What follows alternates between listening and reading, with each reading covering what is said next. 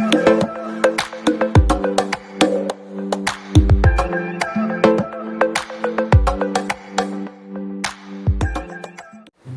guys! Welcome back to my channel. So for today's video is gagawa na naman tayo ng panibagong tutorial. And this tutorial is how to link your bank account to Google Adsense.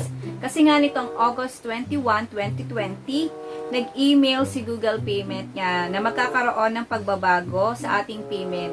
And nakalagay nga dito guys is choose a different way to receive payments, and as early of 2021, Google will stop dispersing payments through Western Union. To continue to receive payments from Google, you must sign in to your account, Google AdSense, Google AdMob, and Google Ad Manager, and add or select a different method of receiving payments. So, ito yung mga changes guys. Kasi before, nung nag-sign up ako kay Google AdSense, ang nilagay ko na payment para makasahod ako is Western Union. Kasi nagpapadala sila ng MTN, MTCN ba yun? Then, yun, pwede ko na siyang i-claim kay Western Union. Pero dahil nga mawawala na si Western Union, kailangan na natin magpalit ng payment. And nakalagay din dito guys is as early of 2021. Wala namang exact date na mawawala si Western Union. And since meron naman tayong bank account, ang gagawin ko guys ngayon is aalsin ko na si Western Union, papalitan ko na siya ng bank. Ililink ko si Google AdSense sa bank ko. So, yun yung gagawin natin tutorial. And pwede rin ito guys, itong tutorial na to sa mga existing na merong Google AdSense at saka sa mga bago pa lang, sa mga bagong channel na na-monetize na magli-link din ng kanilang bank account. So, para meron din kayong idea guys kung paano nga ba ginagawa yung pag-link ng inyong bank account to Google AdSense. So, start na tayo guys. So, first is punta muna tayo sa ating Google AdSense. So, kung makikita nyo dito sa how you get paid, ang nakalagay pa dito ay Western Union kasi yun yung una kong nilagay nung una akong sumweldo sa YouTube. And dahil nga ngayon is wala na nga si Western Union, ililink na natin si Google AdSense sa bangko. So, first is punta tayo dito sa payment and then, andyan na nga tayo. And then, click lang natin itong si Manage Payment Method. And after nyan, so makikita nyo dyan, aking primary is Western Union. And then, click lang natin yung Add Payment Method. So, pwede itong gawin sa mga existing na sumasahod sa Western Union, and also pwede din ito sa mga baguhan pa na nagsisimula pa lang ng kanilang channel at ngayon ay mga monetized na. So, ito rin yung procedure or process kung paano maglagay ng bangko, link ng bangko sa Google AdSense. So, click lang natin itong si Add Payment Method. And then, meron ditong dalawang pamimilian, si Add New Wire Transfer Details and si Add New Check Details. So, dito tayo kay Add New Wire Transfer Details kung gusto natin maglagay ng, kung gusto nating i-link yung ating bank sa Google AdSense. So, kung makikita nyo dito guys, meron ditong Beneficiary ID which is optional. And dito sa name of bank, sample is BDO, kung Banco de Oro kayo. So, lagay natin si Banco de Oro dahil Banco de Oro ang ilalagay ko.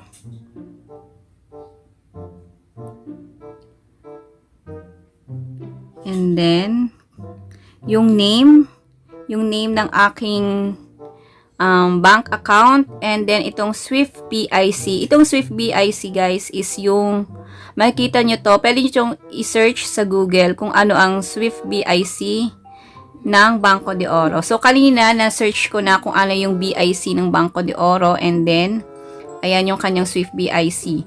So, account number, which is, ilan nga ba itong account number? 1, 2, 3, 4, 5, 6, 7, 8, 9, 10, 11, 12 numbers.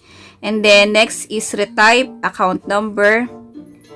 And then, itong intermediary bank as your bank. So, hindi na rin yan. I think optional yan. And then, I think this is for US. Kaya optional siya. And dahil Philippines na tayo, hindi na ako maglalagay dyan. And then, after natin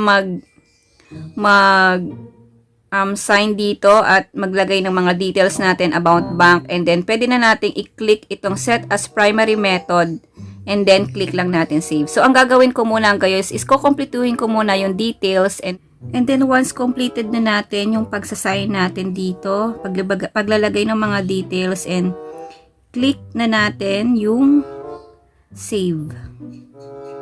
So make sure guys na tama yung pag-fill up nyo, yung bank account ninyo, yung name nyo, kung yun din ba yung pangalan sa nakalagay sa inyong bank account. Pwede na siyang i-save. Then click lang natin yung save.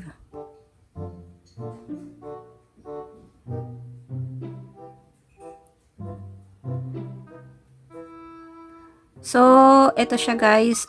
Pwede na nating i-remove, I think, itong si Western Union kasi wala na siya. And kanina dito guys, before ako mag-start, nakalagay dito is Western Union yung aking primary. And ngayon, dahil pinalitan ko na nga siya, naging yung primary ko na ngayon is Banco de Oro.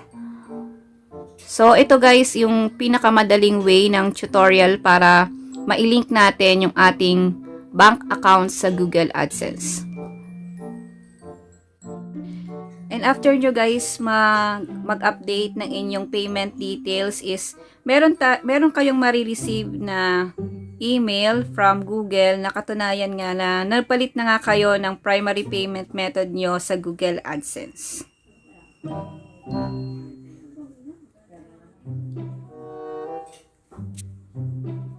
Guys, ganun lang kabilis magpalit ng inyong payment sa Google AdSense, and parang wala pang 1 minute, parang seconds lang na kapag click mo agad ng save, automatic mapapalitan na agad yung inyong primary payment. Kasi kung nakikita nyo nga guys kanina is yun nga, yung before natin, ang primary ko is Western Union, then after kong pagka-save, naging nakalink na agad siya sa bank. So, yun yung aking magiging primary na every time masasahod tayo sa YouTube, dun niya ipapadala yung sweldo account na inilagay ko kay Google AdSense.